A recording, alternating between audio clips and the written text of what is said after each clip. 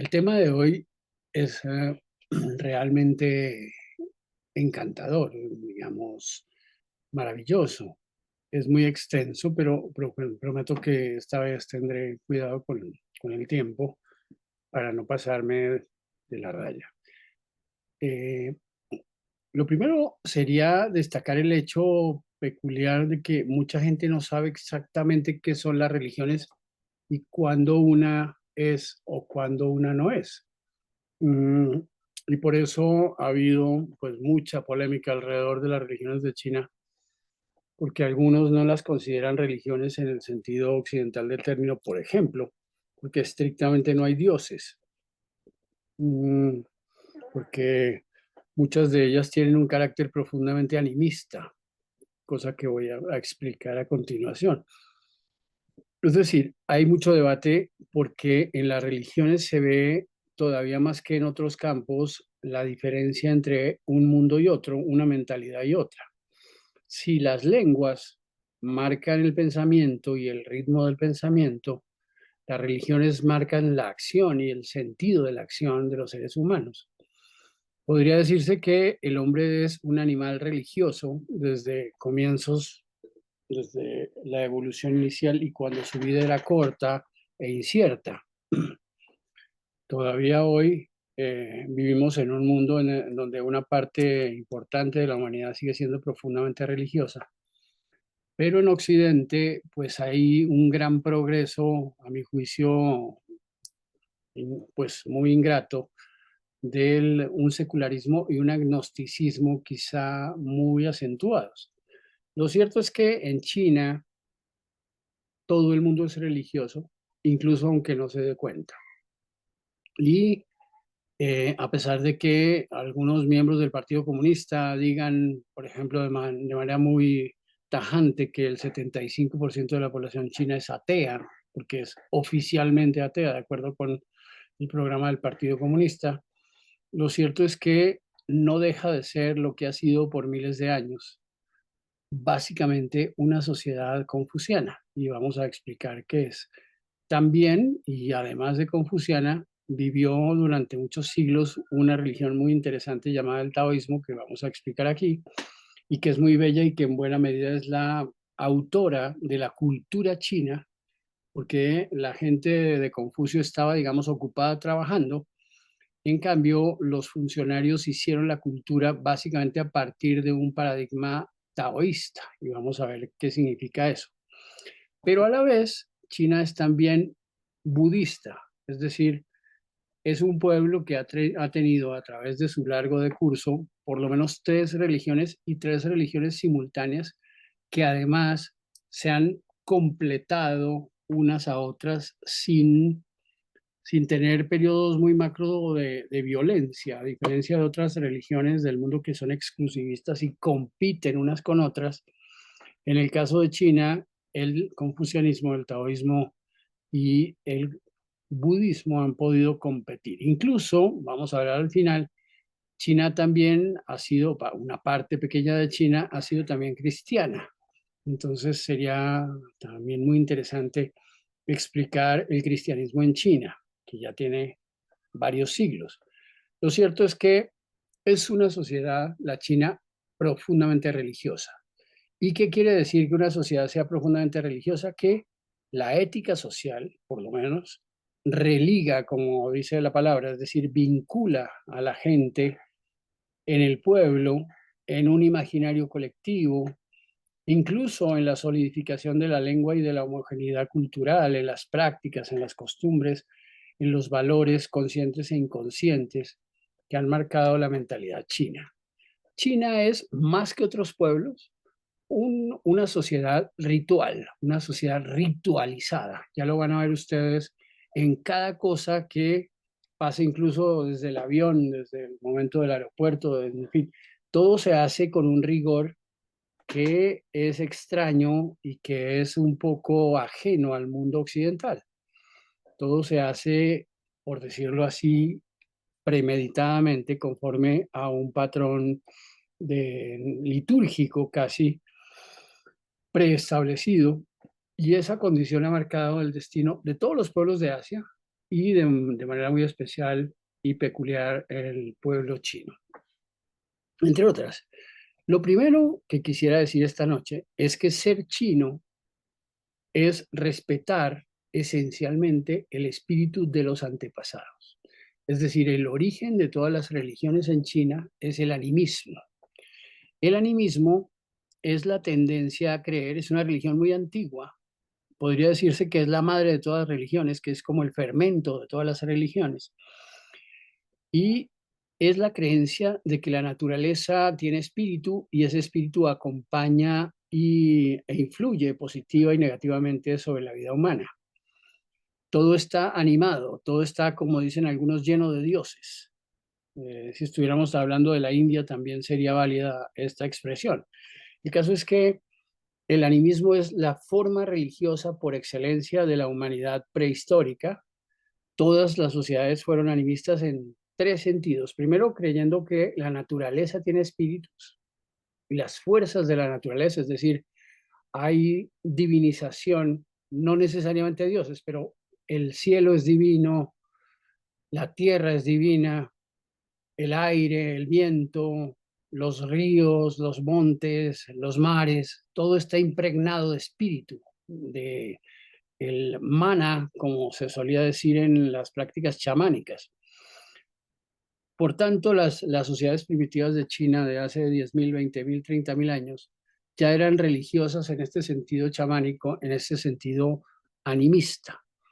Y además de que la naturaleza está animada y que los seres, en los insectos, los animales del bosque, los peces, etcétera, están impregnados de un espíritu peculiar que los hace portarse como se portan y actuar como actúan. También lo humano está embebido de profundo Atman, de profundo espíritu, de profunda significación metafísica. Y por tanto, lo más sagrado para los chinos definitivamente es el espíritu de los antepasados. Es decir, la idea de que los antepasados vigilan, acompañan, protegen o castigan a, a los seres humanos vivos de cada momento. Como no sé si ustedes recuerdan en la película Mulan de niños, eh, pues el espíritu de los antepasados es el que realmente hace que alguien, por ejemplo, tenga talento o carezca de él, el espíritu de los antepasados y la estirpe, como decía yo en la última vez, cada chino pertenece a una estirpe que tiene cientos o miles de años y rinde homenaje a esa estirpe actuando de manera decorosa y procurando no enfurecer o no ofender a los antepasados, que están siempre despiertos, siempre vigilantes, siempre alertas sobre lo que hace cada uno de ellos y especialmente a la posibilidad de la deshonra. Deshonrar a los antepasados es actuar de un modo inexplicable, o demasiado egoísta o demasiado individualizado. En cambio, actuar conforme a la tradición, de modo ritual, respetando los ritmos y las formas y las costumbres, eso es actuar de un modo agradable a los dioses, agradable a los antepasados. Dicho esto, hay que enmarcar todas las religiones de China en una especie de velo animista que sigue existiendo en el budismo, en el taoísmo, en el confucianismo, incluso en el cristianismo chino. Es decir, todo eso riega con su manto y con su muy ferviente fuente, riega la vida religiosa de China, que es en buena medida el 80% o el 70% de lo que ayuda a explicar al pueblo chino, ayuda a explicar su homogeneidad, ayuda a explicar su disciplina, sobre todo su voluntad de trabajo. Podría decirse que, aunque todos los pueblos trabajan y son trabajadores y tienen espíritu de trabajo, el espíritu de trabajo colectivo, aunado y homogéneo, más poderoso del mundo, como lo está demostrando el presente mundo chino, es el espíritu de los Han, de esta etnia que tan intensa y dramáticamente ha incursionado en el mundo, porque es la primera vez en los últimos tomando en cuenta los últimos 30 años, es la primera vez que China se hace sentir en el mundo. Como veíamos en las anteriores charlas, China fue un país cerrado sobre sí mismo, fue un país etnocéntrico, fue un país, digamos, ensimismado. Y solamente en los últimos años puede hablarse de una China en expansión, de una China global que ha afectado al mundo de un modo probablemente irreversible, que seguirá haciéndolo. Es en ese sentido que decía Napoleón, o se dice que decía Napoleón, porque puede ser chisme, que, que China era un león dormido, un gigante dormido, y el día en que despertase conmovería al mundo. Era lo que decía textualmente Napoleón Bonaparte. El caso es que vamos a hablar de las religiones de China a partir de este momento, teniendo como marco el animismo del que estoy hablando al comienzo. La primera religión es la de Confucio. Confucio vivió entre el 551 y el 479 a.C. Ahí está. Quiere decir maestro Kong o maestro Kung. Nació en una región del centro oriente chino que se llama Kufu o Chufu. La pronunciación de los chinos es siempre relativa y entonces algunos dirán que se dice de una manera u otra. De hecho, la terminación tsu o tse significa maestro. Entonces, Lao Tse es el maestro Lao, Kung Fu Tse es el maestro Kung. No tiene una vinculación explícita con Kung Fu, con la expresión del arte marcial Kung Fu, pero sí Kung es el nombre de la familia y de la estirpe de este maestro Kong que vivió en el siglo VI y comienzos del siglo V antes de Cristo. El periodo en el que vivió, como lo hemos visto en la sesión anterior, yo digo clase, pero no es una clase. En la sesión que ustedes tan amablemente me han invitado a comandar, eh, lo que fue clave es que el periodo en que vivió Confucio fue un periodo de gran inestabilidad, conocido en la historia como periodo de los reinos combatientes. Después de que terminó la dinastía Zhou o Shu, y hubo varios siglos de división, porque ya hemos visto que los buenos tiempos para los chinos son los tiempos de unidad y los malos tiempos son los tiempos de división. Y durante ese periodo hubo 7 reinos que se disputaban, digamos, no constantemente, pero sí con cierta frecuencia el control de China. Y en todo caso no hubo unidad durante esos siglos de combates, dificultades e inestabilidad vivió tanto Kung Fu Tse como Lao Tse, los dos grandes maestros de las religiones chinas. Lo fundamental es que las religiones surgieron siempre como paradigmas de adivinación del futuro. Una de las obsesiones más grandes de todos los pueblos, pero del pueblo chino, es tratar de discernir el futuro. Y siempre lo ha sido y probablemente siempre lo será. Son un pueblo profundamente supersticioso. Y además no solo profundamente, sino profusamente supersticioso. Es decir, se expresa eso a través de muchos caminos, en la vida cotidiana, constantemente. La verdad es que los principios que rigen el confucianismo son relativamente simples y son los siguientes. Prima la colectividad sobre el individuo, prima el padre sobre el hijo, prima el superior sobre el inferior, prima en general la concordia, el respeto, incluso el uso de la costumbre, el riguroso eh, patrón, digamos, segregado y jerárquico. Es decir, es una religión conservadora, pero al mismo tiempo es una religión del trabajo, del impulso, del respeto, de la armonía. Las cosas deben manejarse de un modo sereno, sobrio y eficaz. La eficacia es clave en el confucianismo. Es decir, ¿por qué?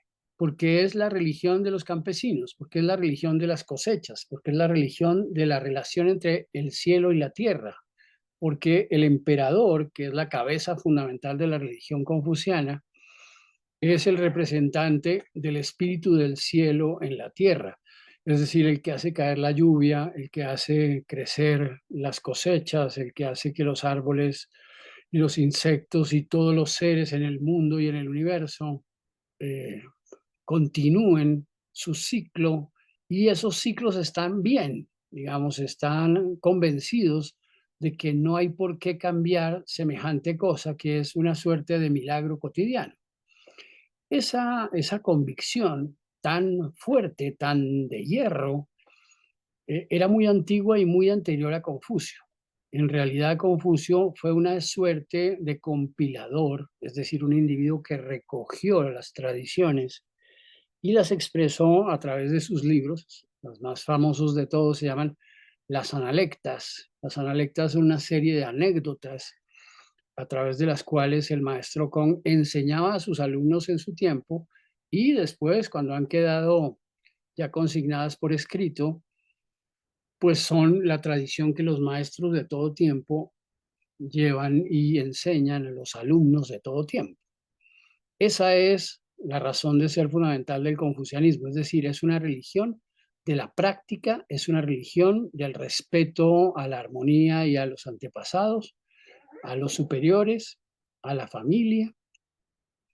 Es una religión de la colectividad, es una religión del trabajo. En realidad podría decirse que es la más poderosa ética del trabajo que hay en el mundo.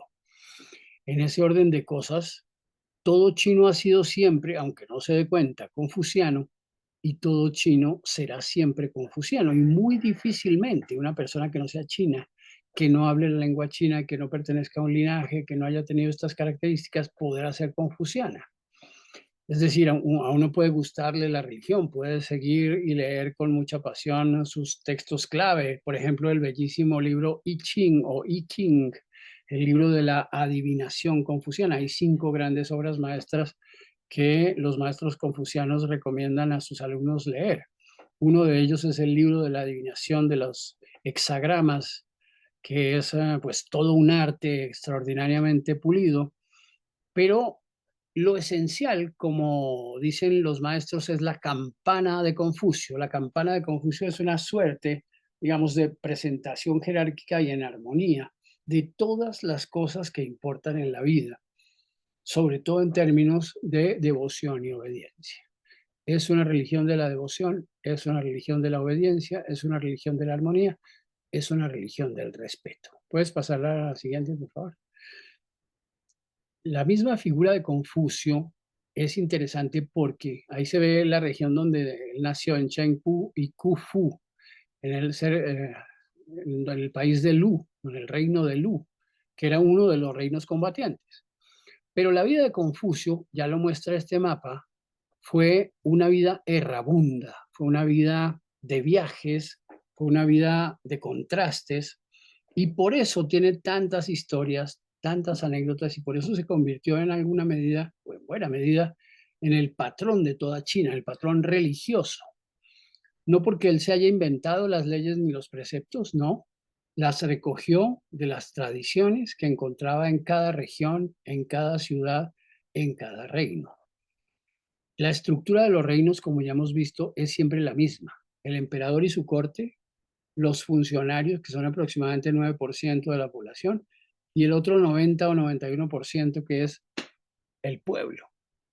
Y podría decirse, sin temor a duda, que el confucianismo es la religión del pueblo, es la religión del trabajador. Ya veremos que los funcionarios tienen su propia religión o tuvieron su propia religión mientras existieron como casta, y esa religión procuró con mucho éxito no interrumpir ni estorbar la relación directa entre el emperador y el pueblo, que es la relación confuciana. Los muchos viajes de Confucio demuestran que aprendió muchas cosas en muchos lugares y que también enseñó y predicó en lugares como Chengpu, como Diuqiu, como Kuang, Taoqiu, Shangqiu, Zhongwu, en fin, las antiguas ciudades y poblaciones. Incluso ya decíamos una vez, cuando vivió Confucio todavía no había ciudades en un sentido estricto, sino básicamente la unidad esencial de la vida china, que es la aldea.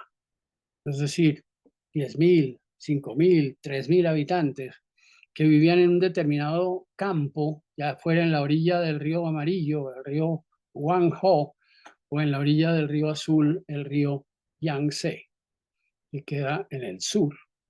Esta marca fundamental de unidad la ha dado, de un lado, recoger las costumbres de todas partes, pero le ha dado también el enseñar con ejemplos. La forma más práctica y más pragmática, ya decíamos en la primera vez que el pueblo chino es esencialmente un pueblo pragmático y que no le gusta, nunca ha practicado una especulación metafísica muy sofisticada, pero en cambio sí las aplicaciones de todos los principios humanos que tienen como resultado la acción, es decir, que conducen a la acción. Los instrumentos, las técnicas, todo eso lo ha aprendido con un extraordinario rigor. Otro principio absolutamente decisivo del confucianismo, y que a mí siempre me ha parecido un poco monstruoso, pero a la vez admirable, es el de la mímesis, es decir, el de la imitación. El pueblo chino aprende imitando. No pretende ser original, sino que imita. Ojalá lo más parecido al modelo, lo más exacto al modelo. Ya lo verán ustedes en el viaje, que los chinos pues son los grandes maestros de la imitación, de la copia, incluso de fusilar ideas de los demás, diríamos nosotros con la mentalidad occidental. Para ellos eso no es fusilar y además las ideas no son de nadie para ellos, es decir, las ideas son del que las tiene y del que las usa, del que las adapta, del que las, digamos, produce o del que las multiplica, del que las predica y las difunde. En ese orden de cosas, los reinos combatientes en los tiempos de Confucio vivieron, digamos, una experiencia interesante de fusión cultural, puesto que él no era el único sabio vagabundo, había muchos, pero él era uno de los que dejaba en todas partes sus enseñanzas. Recuerden ustedes que la mayor parte del pueblo ha sido siempre y será siempre, no, tal vez estoy exagerando, pero ha sido siempre iletrado. Y sobre todo, la transmisión de la cultura era una transmisión oral. Algunos, ya hemos visto que solo el 9 o 10% del pueblo o de la población total de China sabía leer, pero aprender a leer y a escribir era una labor muy lenta y muy ardua que la inmensa mayoría no tenía tiempo para hacer porque estaba trabajando. Entonces, lo más interesante de esta condición, como les digo, animista de la religión confuciana, es que se transmitió por vía oral. Estos ejemplos se contaban de persona mayor a persona menor, de generación en generación, durante los 2500 años que han transcurrido desde la vida de Confucio. Es una religión del ejemplo, es una religión de la anécdota y de la ilustración, y es una religión que además convoca, aquí se ve muy bellamente, todas las virtudes fundamentales de justicia, benevolencia, honestidad, etcétera, que deben girar alrededor de la figura del emperador, incluso de los dioses, si es que realmente existen. Yo diría que más bien son el gran espíritu. No hay un Dios supremo en el confucianismo. Podría decirse que es una religión atea, pero es una religión del ejemplo y entonces el modelo de ejemplo es o el gran emperador o el primer emperador o en todo caso aquel que suma en sí mismo todas las virtudes, ¿sí? Como Khufu, un emperador mítico de la dinastía Xian. Khufu eh, es como la síntesis de toda la grandeza, de toda la perfección, de toda la justicia, honestidad y benevolencia. Es interesante que el confucianismo no sea una religión que predique la violencia ni la crueldad, pero curiosamente sí la ha practicado. Es decir, es una religión que trata por las buenas a aquellos que obedecen y se pliegan a ella, pero resulta sumamente exigente y cruel con aquellos que rompen las reglas, especialmente si no hay una razón justificada y muy sólida para que semejante cosa sea posible. Aquí en esta ilustración se ve a los emperadores que están haciendo fila para recibir los textos, la iluminación de los textos confucianos. En ese sentido, es una religión de la transmisión, de la costumbre, como digo, profundamente conservadora y ligada al hecho de que se repitan los ciclos, no diría exactamente, pero casi iguales, de generación en generación, de siglo en siglo, para que las cosas que se hicieron bien en el pasado se puedan hacer bien en el presente y seguir haciendo en el futuro. El confucianismo tiene muy buena prensa en China, como ya hemos dicho, incluso hasta entre los comunistas, no en los tiempos de Mao, ya veremos que en los tiempos de Mao se rompieron prácticamente todas las lógicas de contraste con el pasado y de seguimiento del pasado. Pero yo diría que los que son excepcionales son los tiempos de Mao y no el confucianismo. El resto de los tiempos, como son tan parecidos entre sí, como un chino del siglo XX antes de Cristo vivió de manera muy similar a un chino, por lo menos campesino, del siglo XX después de Cristo. Eh, esa preponderancia de lo colectivo sobre lo privado y sobre lo individual, esa preponderancia de lo público sobre lo privado, esa preponderancia de la gerontocracia, de los ancianos sobre los jóvenes, todo eso estaba muy bien establecido desde el comienzo y no ha cambiado mucho. Podría decirse que esta generación que hoy tiene 20 años o 30 o 40 sería la primera generación china en la que algunos valores confucianos propios de una tradición muy larga se han ido perdiendo o diluyendo o deformando, pero todos los chinos, podría decirse hasta los años 80 o 90 del siglo XX, fueron confucianos aunque no se dieran cuenta, incluso aunque durante un tiempo estuviese prohibida la religión. ¿Por qué? Porque es una religión privada y a la vez pública. Es una religión que se puede predicar en la casa de un modo muy discreto, con un pequeño altar. En toda casa china o en todo restaurante chino o en todo negocio chino, hay siempre unas estatuas en la puerta que son las estatuas de los ancestros de esa familia o de la familia que es dueña, ya sea de ese negocio o que vive en esa casa o que ayuda a los que están llevando a cabo la actividad, etcétera.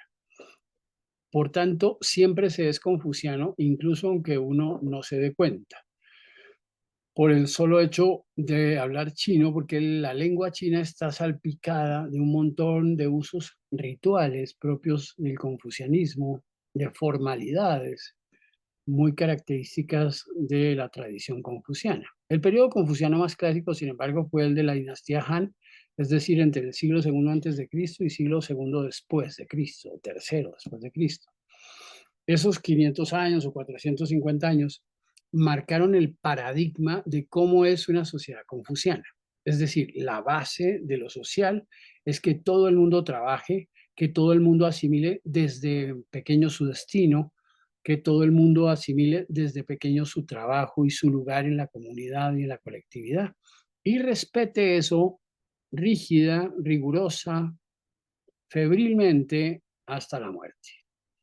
Esa es la ética confuciana, esa es la condición confuciana y por eso es que es muy difícil ser confuciano fuera de China y es muy difícil no serlo dentro de China. Es decir, siendo chino es muy difícil, a mi juicio, esto es solamente mi opinión, por supuesto, eh, que uno sea chino, que uno tenga, como les digo, una estirpe, uno tenga un linaje, que uno tenga un nombre y una posición en la sociedad, pues eso ya viene marcando de un modo irrefrenable el carácter confuciano de la sociedad y el carácter confuciano del individuo. Ahora sí, cierro el confucianismo.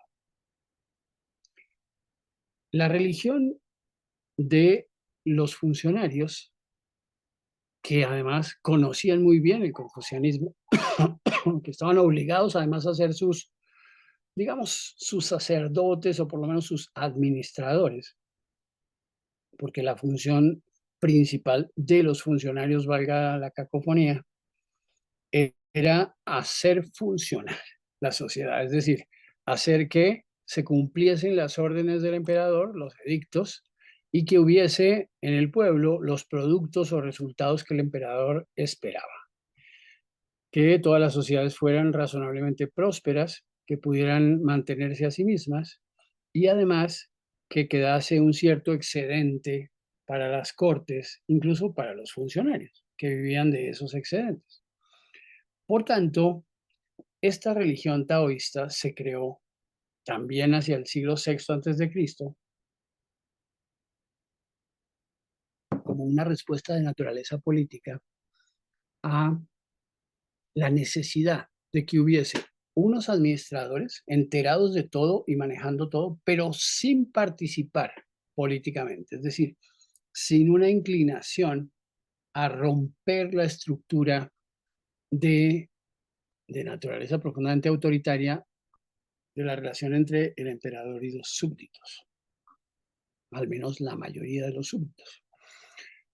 El taoísmo crece como una suerte de quietismo, como una suerte, digamos, de panteísmo. Ya voy a explicar todo eso. Y sobre todo con el Wei, es decir, la no acción. La ética taoísta, según Lao Tse, en su bellísimo libro El Tao Te Ching, les recomiendo a todos que antes de ir a China se lean el Tao Te Ching. El Tao Te Ching es probablemente el más revelador y a la vez el más sorprendente y confuso y el más paradojal de los libros de la tradición oriental, en todos los sentidos, asiática, y por supuesto de la tradición china. Eh, ahí están los símbolos, ahí están las monedas, ahí están los hexagramas, ahí están las características de este Tao. El Tao es el principio del universo. La reflexión que se hace Lao Tse es la siguiente. Puedes echarle un poquito para atrás para que veamos la estatua de Lao Tse, que es muy bella. Lao Tse, el viejo maestro, se dice, porque todo son leyendas alrededor de su propia existencia, se dice que nació viejo, es decir, que se quedó en el vientre de su madre 97 años y solo entonces nació, decidió nacer. Es decir, se tomó su tiempo incluso para nacer. ¿Por qué? Porque quería contemplar desde dentro lo que desde fuera se ve solo parcialmente. Esa es un poco la metáfora, que en alguna medida ilustra el concepto de Tao. El Tao es el principio rector del universo. Se puede traducir de muchas maneras. Por ejemplo, como camino. Se puede traducir como ley. Se puede traducir como ruta. Se puede traducir como principio o fundamento. Todas esas traducciones son inexactas, pero se aproximan al sentido que el propio Tao Te Ching, el propio libro, quiere darle al lector respecto de el motor del universo. El cierto es que el universo se mueve solo, no tenemos que hacer nada. Y por tanto, la ética taoísta es la ética quietista, o sea, de la contemplación o de la no acción. Es decir, pasiva, observadora, holística. Holística quiere decir, es una religión de la totalidad.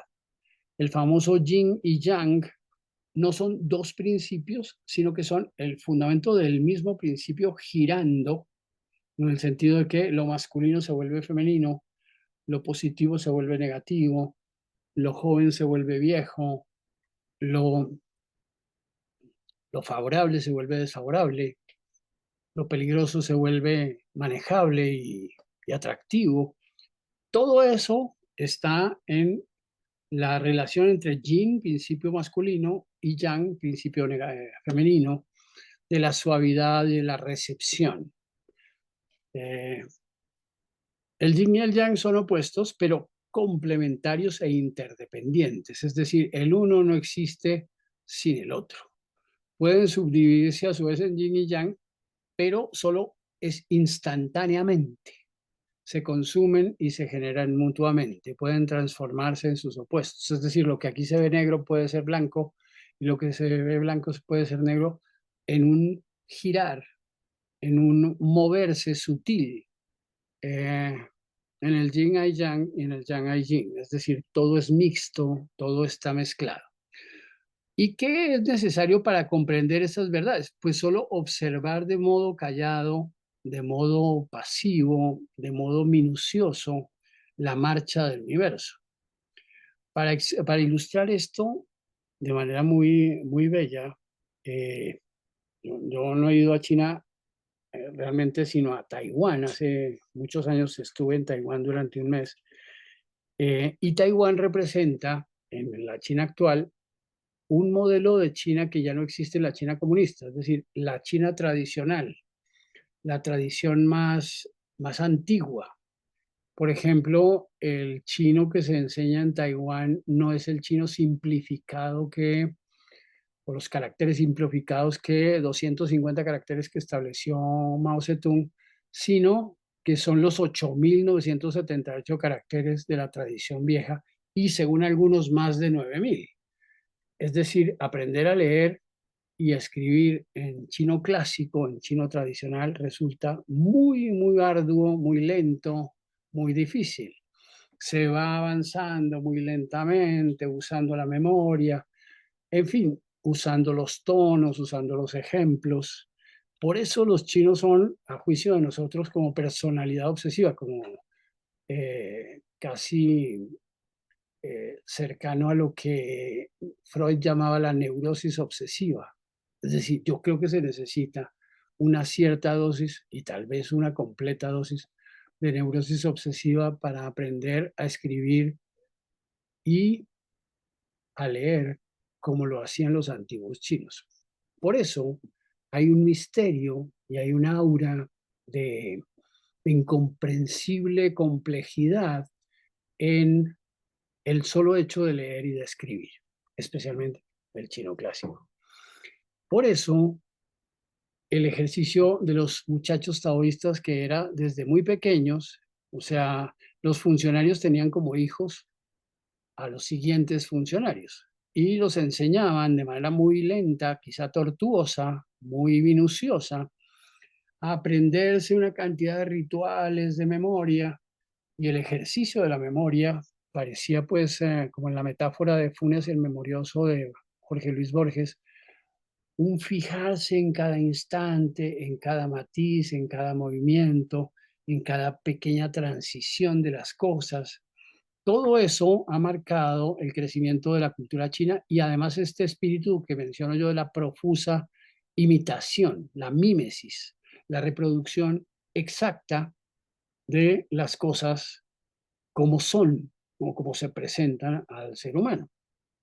Aquí en esta imagen ven ustedes, además del yin y el yang giratorios, los hexagramas a través de los cuales se construye la adivinación, es decir, la relación del presente con el futuro, la relación del individuo con el todo y la colectividad y con el universo. En buena medida se parece o está relativamente emparentado con algunas filosofías helenísticas griegas alrededor de la comprensión de la naturaleza o de la metáfora que supone, por ejemplo, en el estoicismo, la comprensión de la naturaleza, de los ritmos, de los actores, de los significados de la naturaleza. Es decir, todo está vinculado e interrelacionado, todo es interdependiente y los opuestos son solo aparentemente opuestos. Esa es, podríamos decir, la primera lección del taoísmo. El taoísmo creció y se desarrolló solamente entre los funcionarios. Y curiosamente, hasta el siglo XIX, cuando hubo funcionarios profesionales, se mantuvo con muy pocos cambios, porque es una religión de la observación, es una religión quietista, es una religión de la no acción y por tanto es muy minuciosa, muy lenta, muy dada a detener un ánimo demasiado exaltado. Podría decirse que mientras un confuciano promedio no se queda quieto y está moviéndose en virtud de seguir su trabajo casi de manera obsesiva. Sería parecido a lo que en Occidente se llama un workaholic. En cambio, el taoísta es un observador muy lento y minucioso, que se mueve despacio, deliberadamente, que observa todo con extraordinario rigor y que sobre todo es capaz de copiar, imitar. Pusimos aquí, observa todo lo blanco que hay en torno tuyo, pero recuerda todo lo negro que existe. Es decir, todo está en relación a su contraste y a su contrario. Todo está expresado de una manera paradojal. Tal vez no haya religión en el mundo tan amante de las paradojas como el taoísmo. ¿Qué son las paradojas? Contradicciones aparentes que, sin embargo, examinadas con cuidado, muestran que efectivamente son posibles. Es decir, esa contradicción aparente se funde en una verdad última que ya no es contradictoria, que es esencialmente complementaria. Entonces, esos contrastes que hace el taoísmo, que se reflejan incluso en las pinturas y en las representaciones. El arte taoísta es realmente el arte chino, es decir, los que hicieron la pintura, la caligrafía, la seda, la madera, el jade, la porcelana, el diseño, la observación minuciosa del bambú y de los bosques, eh, las caídas de agua, los pliegues de los montes, todo eso es producto de observación taoísta, es decir, los que tenían tiempo para observar, que no era necesariamente un tiempo libre, porque no es el mismo concepto de tiempo libre que se tiene en Occidente, no es para hacer lo que a uno se le dé la gana, como se le dé la gana, sino para observar como han observado otros, para seguir los rituales y las formas de vida que otros han seguido en el pasado. Eh, además del maestro, del maestro Lao Tse, que es un personaje tan extraño, hay otro personaje muy bello y muy atractivo de la tradición taoísta que se llama Xuanzú o Xuanzé. Xuanzú o Xuanzé eh, fue un poeta que vivió en el siglo III. Ya voy hacia los dioses. Ahorita dejémoslos ahí, pero explico brevemente la figura de Xuanzú o Xuanzé, que ahora se recogió en un libro que se llama así, Xuanzú, es decir, en homenaje a este personaje. Fue un poeta posterior en unos 2 siglos a, a Lao Tse.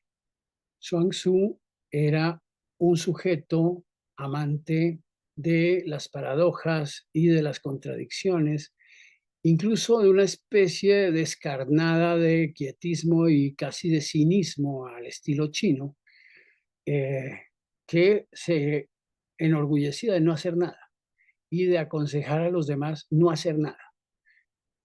Y ese no hacer nada no era pereza, sino una forma activa de quietud, digamos, parecido a lo que predicaba Miguel de Molinos, un santo, un místico español del siglo XVII.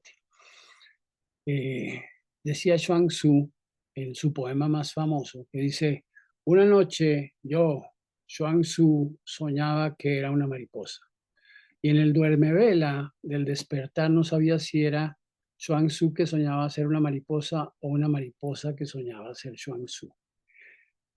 El caso es que es el tipo de reflexiones que están en los libros de Xuan Tzu y en el Xuan Tzu, que es un conjunto de paradojas sobre lo plano y lo redondo, sobre lo recto y lo curvo, sobre el mundo y sus profundidades, sobre el abismo, sobre la plenitud, sobre la luz, sobre la muerte, sobre la vida, el principio activo de la vida.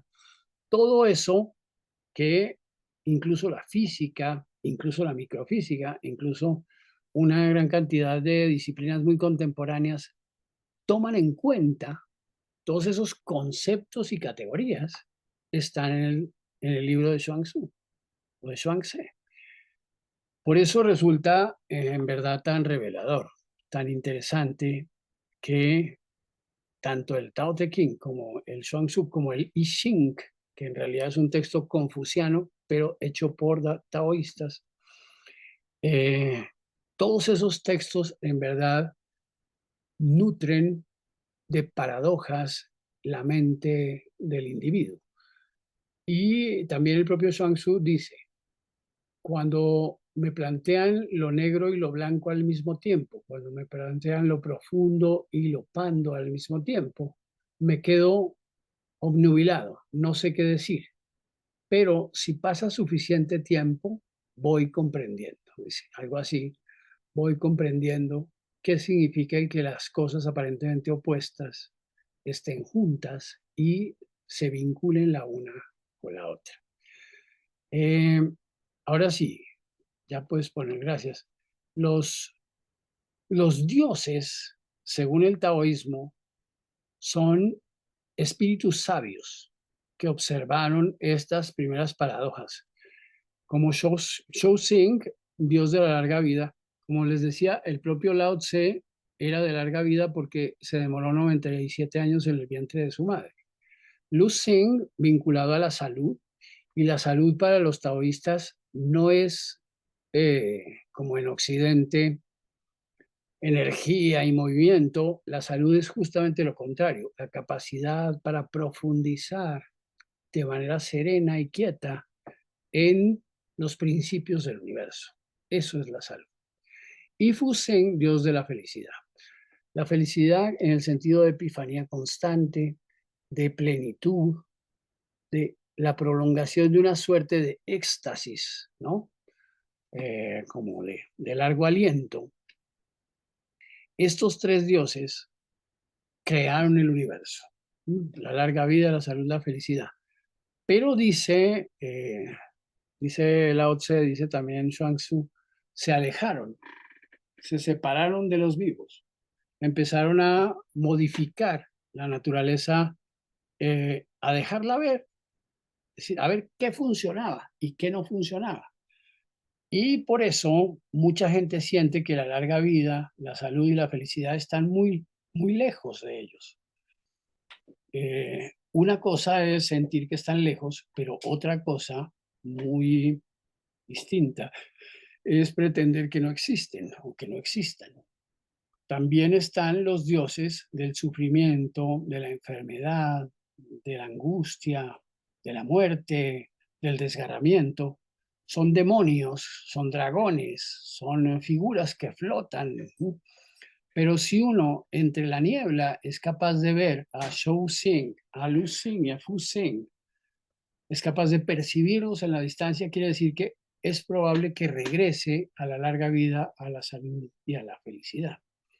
Esa es, por ejemplo, la bella metáfora que hay aquí detrás del planteamiento de estos dioses. Como decíamos aquí, cuando los chinos hablan de dioses, en realidad están hablando de espíritus. Esta condición cabezona, esta condición de las largas barbas, esta idea de la piel muy pálida, de la mirada muy penetrante, es la marca del sabio, es la fuerza de la naturaleza que es pertinaz y que es tenaz, que no abandona su propósito fácilmente. Ya lo había dicho en otra sesión, pero probablemente para los chinos más que para cualquier otro pueblo, la virtud por excelencia es la determinación. Y la determinación se viste en determinados momentos de enjundia y valentía, pero en otros, en la mayor parte de los otros, de paciencia. Por eso la virtud confuciana por excelencia es la paciencia. Dominar la ansiedad, mantenerse relativamente sereno, calmo y al margen de los muchos y muy diversos avatares de la vida. Y sigamos para hablar del budismo porque también es muy largo. El budismo, como ustedes saben, nació en la India, pero no prosperó en la India, por una gran cantidad de razones. a pesar de que durante un tiempo fue una religión popular, siempre se le vio como una especie de derivación del hinduismo. Por tanto, ni en la antigüedad, ni en los tiempos de Ashoka realmente, ni después, ha sido la religión predominante en la India. El budismo nació al interior de las castas y con el personaje de Siddhartha Gautama del siglo VI antes de Cristo, el mismo siglo en que vivió Confucio y Lao Tse, que se conoce por algunos teóricos como la edad axial o la época axial, en la que vivió también Sócrates, en la que vivieron los presocráticos. Esa edad axial de más o menos el siglo V antes, el siglo VI y V antes de Cristo, estuvo marcada por una serie de transformaciones y mutaciones con respecto a la vieja manera o a la tradicional manera de entender, por ejemplo, las religiones. Las religiones existían desde milenios antes de que viviera Siddhartha Gautama Buda. Buda es el apodo que quiere decir el despierto o el que ha despertado o el que ha iluminado el universo o el que se ha extinguido, también se puede traducir Buda como aquel que se ha extinguido. Y aunque pegó muy duro en la India de su tiempo, la verdad es que con el paso del tiempo la religión predominante, el brahmanismo, después llamado hinduismo, la absorbió y la ninguneó, la, la hizo desaparecer relativamente de la India. En cambio, el budismo tuvo un impacto extraordinario en otros países. Todo el sudeste asiático, el Tíbet, la región de los desiertos de Mongolia y de Xinjiang, la Manchuria, y se expandió finalmente hasta China y Japón, China, Corea y Japón.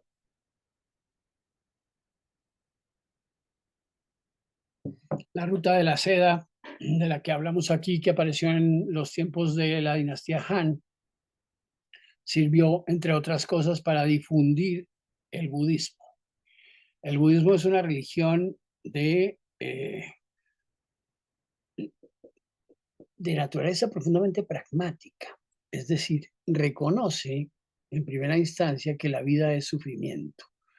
La primera de las cuatro nobles verdades es esa. La vida es esencialmente sufrimiento, tensión, insatisfacción. Dice que la causa del sufrimiento, porque es muy pragmática justamente, y busca la causa de ese sufrimiento, que es la segunda de las cuatro nobles verdades, la causa del sufrimiento es el apego a lo que hay en el mundo. Por tanto, ya sugiere que la tercera de las nobles verdades es hay que buscar el desapego a través de la meditación, dice. Hay que ir hacia el desapego, hacia una actitud, digámoslo así, desaprensiva y desasistida con respecto a la posesión de las cosas o de las personas, incluso de la propia vida, puesto que se entiende de manera muy rápida en el budismo que la propia vida es fugaz. Como Buda, cuando lo llevaba el cochero, una vez descubrió a un hombre enfermo y preguntó, ¿y yo también enfermaré? Sí, señor, enfermarás. Una vez descubrió un hombre eh, ciego y impedido, paralítico, y yo podré quedar así también, sí. Una vez descubrió a un hombre muerto y dice, yo también moriré, sí, también morirás. Y finalmente descubrió a alguien haciendo ascesis, meditación, como después se llamó, una especie de mortificación de la carne y de los deseos que va por la ruta de la cuarta de las nobles verdades, es decir, a través de la meditación y de la praxis del desapego cada vez más poderosa del óctuple sendero, se llega al nirvana, que es la extinción pura. Es ya la posibilidad de no tener que renacer en otro cuerpo para seguir sufriendo. Es decir, la victoria sobre el sufrimiento. Todo esto lo digo porque el budismo, a pesar de que es indio, influyó mucho más en otros pueblos que en la propia India. Y uno de los pueblos donde más poderosamente influyó, sin duda, fue China. En el siglo primero o segundo después de Cristo, es decir, durante la dinastía Han, llegó el budismo a China. Llegaron los monjes, una serie de monjes chinos fueron a la India a ver cómo era el budismo que había allá y se devolvieron profundamente conmovidos con lo que habían encontrado y con el hecho de que en el siglo primero o después de Cristo el budismo no era muy popular en India.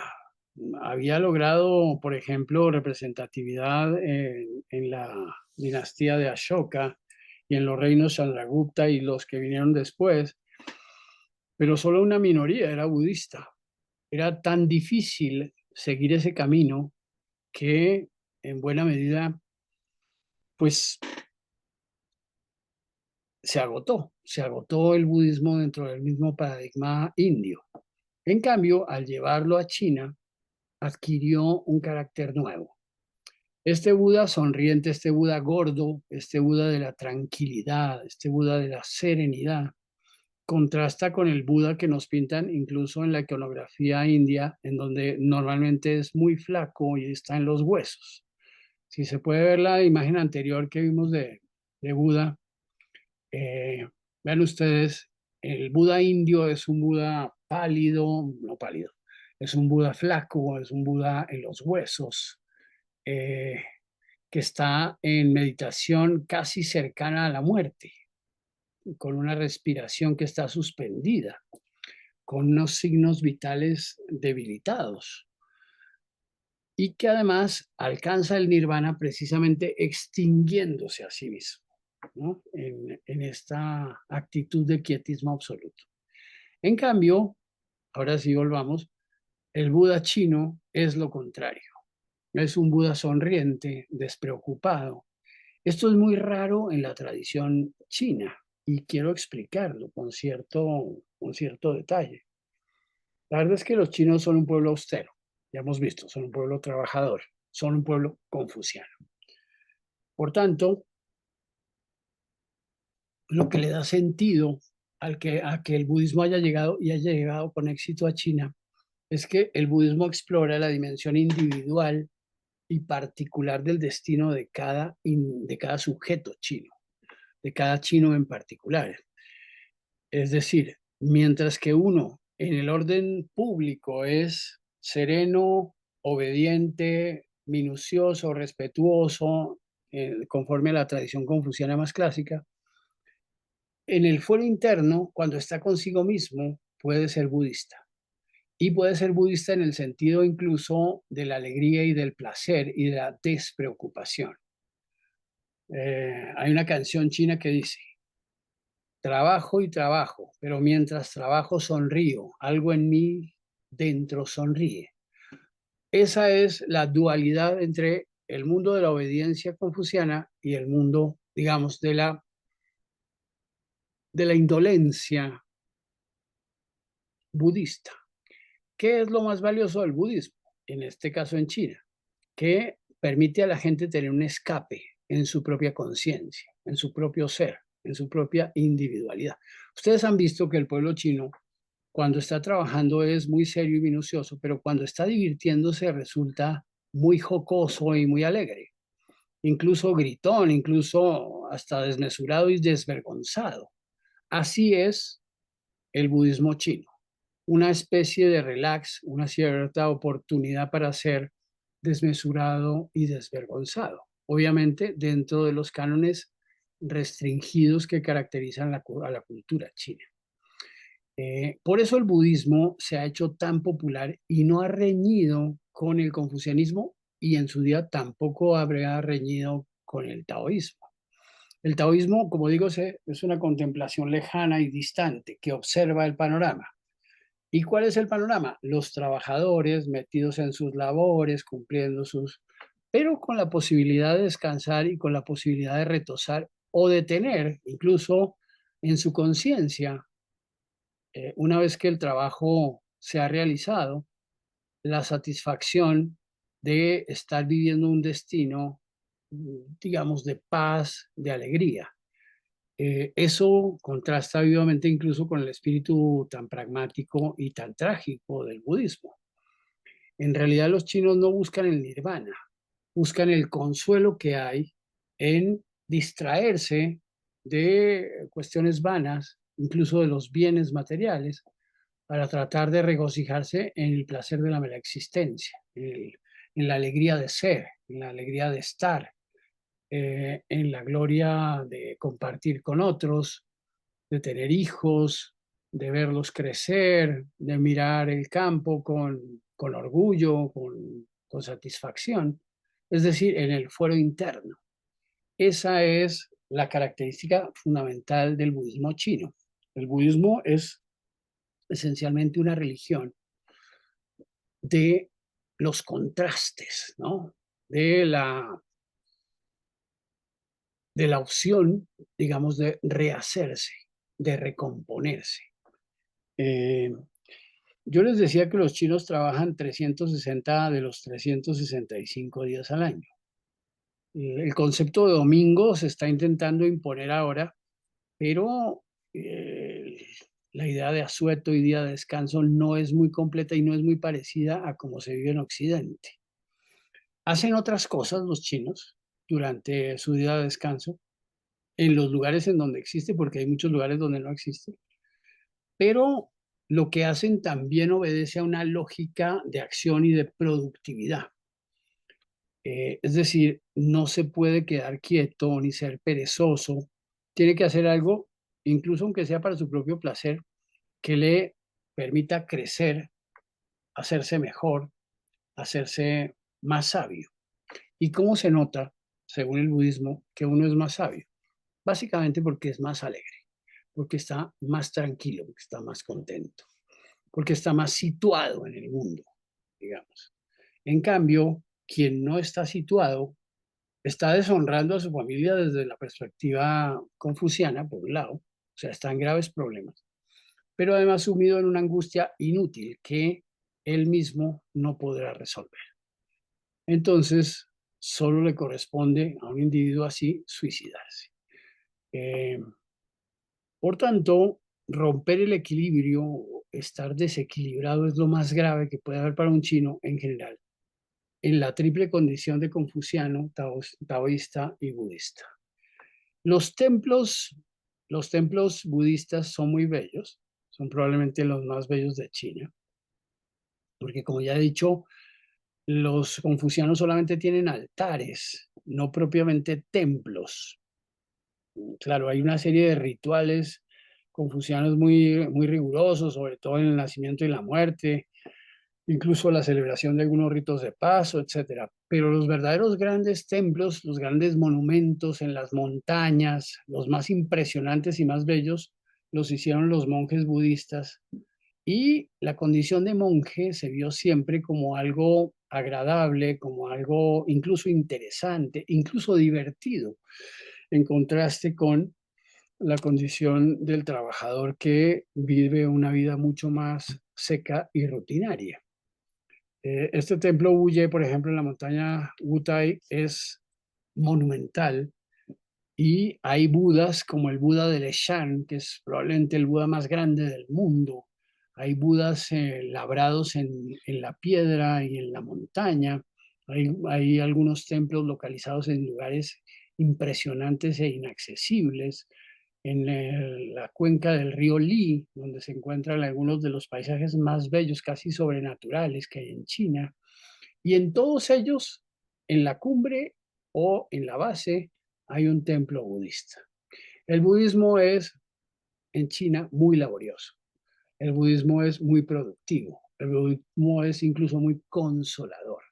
Está ligado a la vida personal y propia y al hecho de renacer de un modo confiado en que algún día ese ciclo terminará y se acabarán todos los sufrimientos, todas las penurias, todas las dificultades que han marcado el destino de los seres.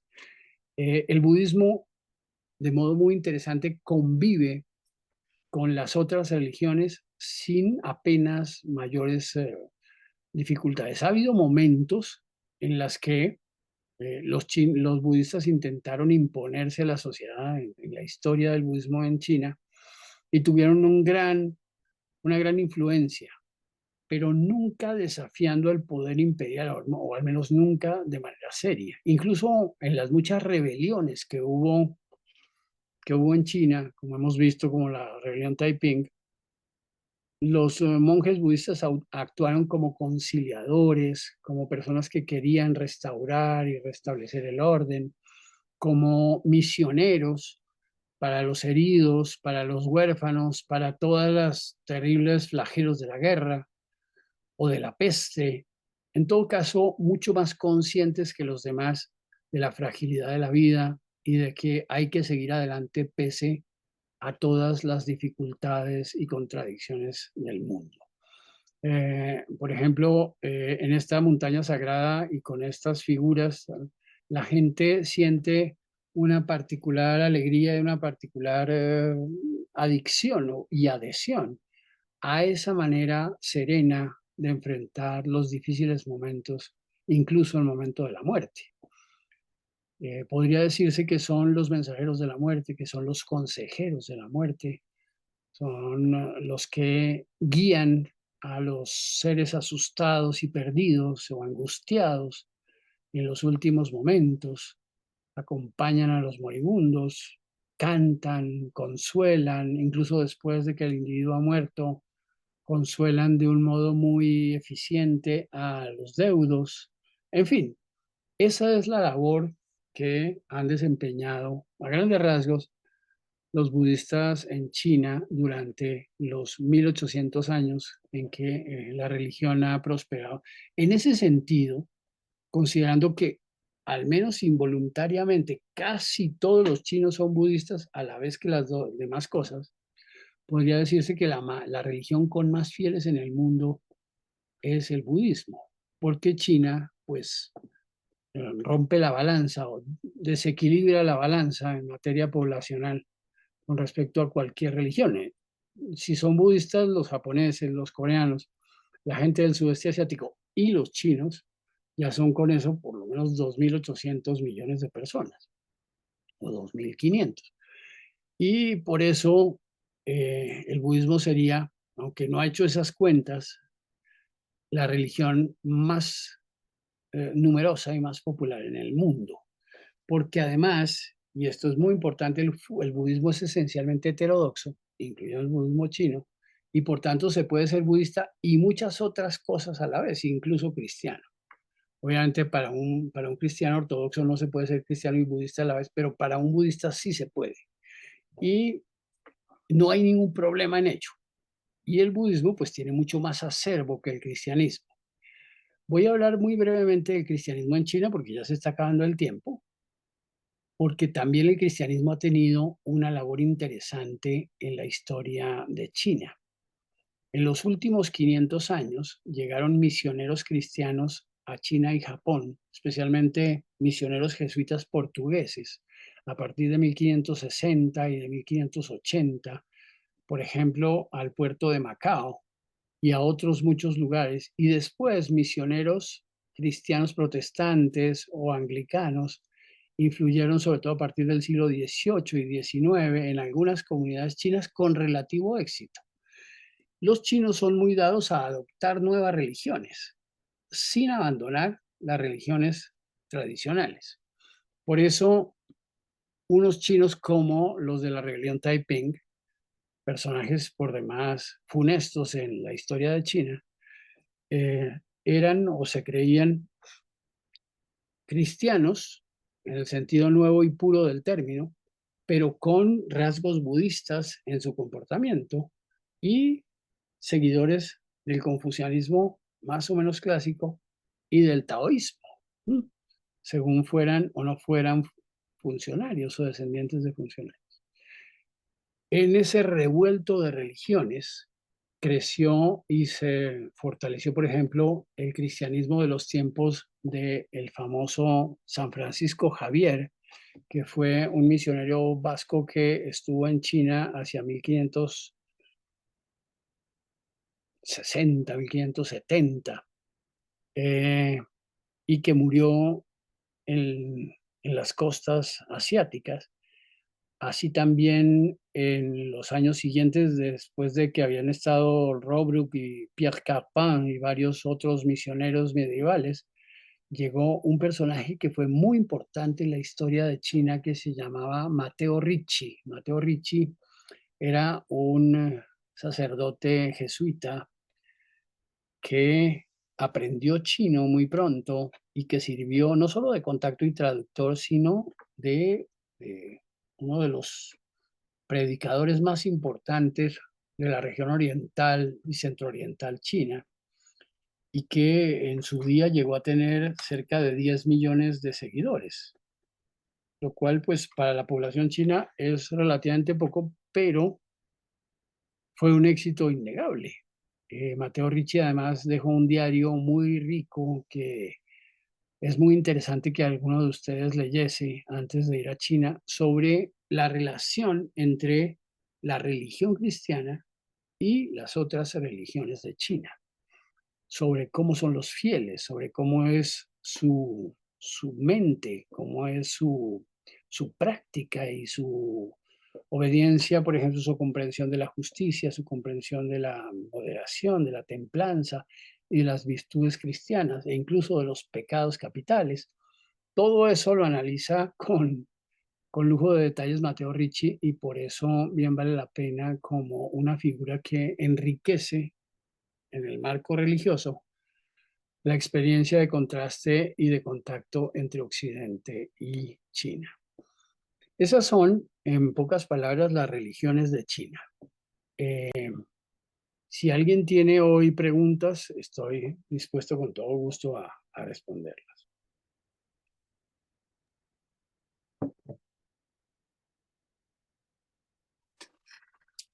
Enrique, yo tengo una pregunta.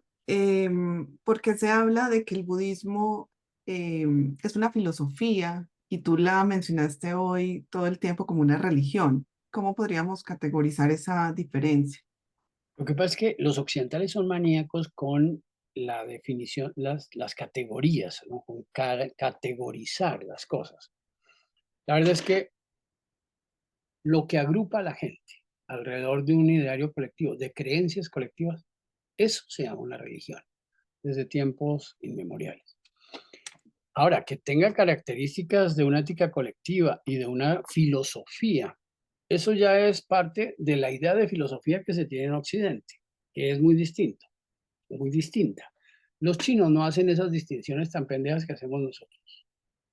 Los occidentales nos debatimos sobre si es una verdadera religión o no, sobre si es una filosofía simplemente, sobre si es una ética de la conducta.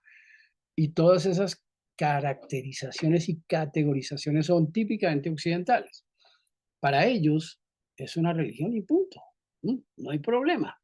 Y si los demás le ven esto o aquello, perfecto, pero cuando hay monjes, cuando hay templos, cuando hay prácticas recurrentes, cuando hay creencias, cuando tienen que ver con la vida y con la muerte, cuando responden a las preguntas metafísicas de por qué estamos aquí, cuál es nuestra misión, qué debemos hacer, entonces son religiones y punto.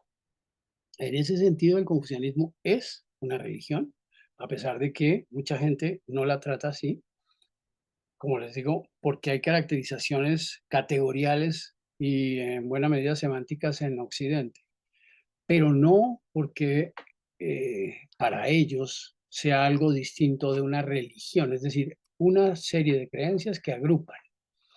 Si entendemos la religión en ese sentido general, pues el judaísmo es una religión, el cristianismo es una religión, y también lo es el budismo, y también lo es el confucianismo, y también lo es el taoísmo. El taoísmo en realidad hoy ya no existe o se ha debilitado mucho porque las prácticas ya no quedan sino en los libros, ya no hay practicantes del taoísmo. Pero hay recuerdos, muchos recuerdos, y de hecho, como digo, la cultura china es en buena medida una creación taoísta. Por tanto, hay huellas del taoísmo. Y pues se leen los textos y se comprenden, se piensa en el sentido categorial y también paradojal del mundo taoísta. Y solo en este sentido existe el taoísmo y no como una práctica generalizada. pero confucianos siguen siendo incluso los comunistas más ortodoxos. Confucianos son todos los chinos que trabajan, que cumplen con su labor, que son minuciosos, que son respetuosos con los mayores, que hacen cosas en homenaje a los ancestros y a los antepasados, que lo hacen todos los chinos. Si se mira, incluso vi recientemente un video especial sobre cómo el gobierno actual está haciendo cosas para que las viejas familias y los linajes y las estirpes se reúnan otra vez, porque durante los años 60, 70 y 80 estuvo prohibido que eso se hiciera, pero ahora se ha permitido otra vez a partir de los 90 y han reconstruido prácticas esencialmente religiosas que se habían perdido. Por tanto, yo no sé cómo lo entiendan ustedes como viajeros, pero es muy difícil no llegar a la conclusión de que China es una nación profundamente religiosa, porque todo lo hace en pro de principios y valores religiosos. En ese sentido, lo es mucho más que nuestra condición católica y cristiana, que de todas maneras existe y es muy poderosa y muy definitiva y muy definitoria en la vida colombiana. Eso que lo podemos entender de un modo más o menos secular, en China se refleja a través de la ética social, a través de las prácticas de todo el mundo. Por eso creo yo que no vale mucho la pena meterse en esas discusiones en las que se tercia sobre si una cosa es religión o no, la es, o no lo es. Se ha entendido siempre como una religión el budismo y es una religión, al menos históricamente. Se ha entendido el confucianismo como una religión y así lo es, al menos históricamente. Gracias, Enrique. ¿Alguien más tiene alguna otra pregunta? Porque yo tengo mil. Una pregunta. Sí, señor. Dime. Eh, bueno, uno de los puntos que vamos a visitar en el viaje es el Tíbet. Y pues el Sí. Tíbet era como la parte donde se practicaba el budismo de una manera más como pura o radical o alguna cosa así. El Eh, lamaísmo se llama, sí. Cuando hablamos de budismo tibetano, pues es como una representación como máxima de toda esa cuestión y todo lo que ellos creen básicamente y que los hace muy diferente a nosotros los católicos, por ejemplo, es la creencia en la reencarnación. Sí, Y bueno, en sus inicios no sé qué tan libre, porque es que pues he leído varias versiones sobre la independencia que tenía el Tíbet de China, o si era un país independiente y teocrático, como se dice, o si sencillamente estaban supeditados a los chinos en todo momento, porque pues en el año 50 y pico, si no estoy mal, el 56. gobierno chino pues invadió al Tíbet pues dice que arrasó y por eso se fue el Dalai Lama, está viviendo hoy en la India y entonces, bueno, más o Sí, menos quisiera como un poquito de claridad sobre esa parte. claro que sí, con mucho gusto. La religión ancestral de los tibetanos se llamaba Bon. Era una forma de chamanismo, era una forma de animismo. Esa religión Bon fue lentamente conquistada por monjes budistas en el siglo cuarto y quinto después de Cristo. Cuarto y quinto. Y los, los hijos de los campesinos eran reclutados progresivamente para ser bonzos. Bonzos es el nombre que se le da a los monjes en el budismo. Y fueron encerrados y educados en los famosos monasterios del Tíbet, en un lugar tan frío y tan agresivo como el Tíbet, donde la vida en realidad es muy difícil. Eh, esa religión creció con gran fuerza porque tuvo muchos jóvenes que desde muy temprana edad se metieron a los monasterios y conocieron las escrituras y las tradiciones budistas tibetanas. Ese modelo se llama lamaísmo porque se apoya en la existencia de lamas que son reencarnación. El Panchen Lama, el Karmapa Lama y el famoso Dalai. Dalai Lama son personajes que se van siguiendo en la tradición de que haya siempre una guía para el pueblo tibetano en lengua tibetana y según la tradición tibetana y con los escritos que el budismo ha dejado allí. Esa es la tradición llamada lamaísmo. y tiene como principal ciudad la ciudad de Lhasa, que es la capital del Tíbet desde por lo menos el siglo X, pero hay otros monasterios regados por un país tan extenso y además tan frío y tan rudo como es el Tíbet. Es decir, es un territorio de unos 3,5 millones de kilómetros cuadrados que ahora tiene 12 o 15 millones de habitantes, lo cual es muy poco para China, pero antes tenía 1 o 2. Es decir, eran muy pocos los tibetanos. Es una mentira, según mi opinión. Por supuesto, esto puede comprometernos, pero en todo caso es una mentira que hayan pertenecido a China. China no los miró durante 4.000 años. China estaba en el delta del Huanghe y del Yangtze. Allá estaba concentrada en la cuestión agrícola y no miraba al norte, ni al sur, ni al este, ni al oeste. El mar lo ignoró. Los desiertos del oeste, incluyendo el Tíbet, los ignoró. Las selvas de Vietnam las ocupó durante un tiempo, pero no sometió a la población vietnamita. Y con respecto a los manchúes y a los mongoles, siempre los consideró xiongnu, o sea, bárbaros, y peligros para la sociedad. Por tanto, China vivió encerrada en sí misma hasta el siglo XIX. Solo en el siglo XX tuvo un paradigma de expansión muy al modelo o muy imitando al modelo de Stalin. Es decir, el mayor y más terrible imitador que tuvo Stalin fue Mao Zedong. Y Mao Zedong dijo, ¿y por qué los tibetanos se consideran independientes? No, ellos tienen que ser parte de China. Los vamos a significar, los vamos a asimilar. Y se lanzó brutalmente a partir de los años 50 y sobre todo a partir del 57 y conquistó militarmente el país, que era muy fácil de conquistar, que no tenía realmente un ejército ni nada que pudiera oponerse al ejército rojo chino. Y además, como pasa en muchos lugares de China, envió poblaciones chinas a repoblar el Tíbet. Entonces hoy la población es mestiza. Lo mismo pasa en el Xinjiang con los uigures, en la región noroeste, en el Shangan, en el Kufan, en toda esa región de la Ruta de la Seda, en el Kashgar, eh, en la orilla del famoso desierto Taklamakan, que mencionamos el otro día.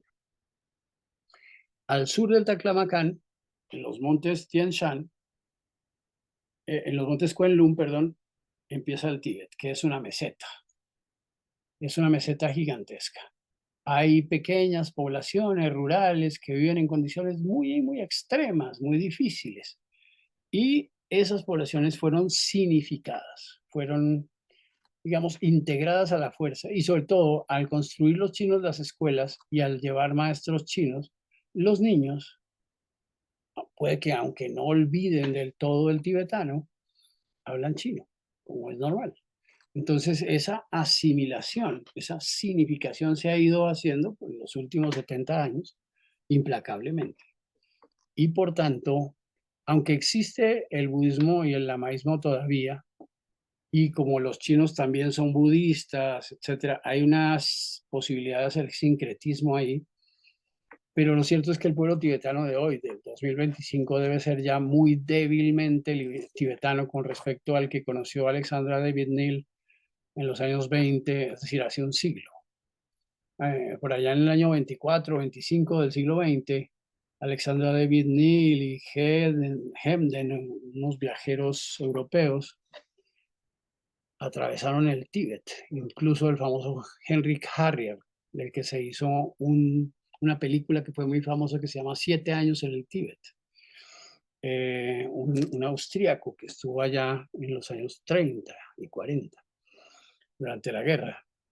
El caso es que las circunstancias propias del Tíbet han cambiado y ya no es el mismo. Sigue siendo un país budista, los monjes siguen existiendo, los monasterios como el Potala de Lhasa son muy famosos y siguen siendo muy ortodoxos, pero el resto de la población tibetana está en un proceso de franca asimilación y probablemente hoy es mucho más débilmente tibetana que China y en una generación más probablemente ya esa diferencia tan marcada no existirá.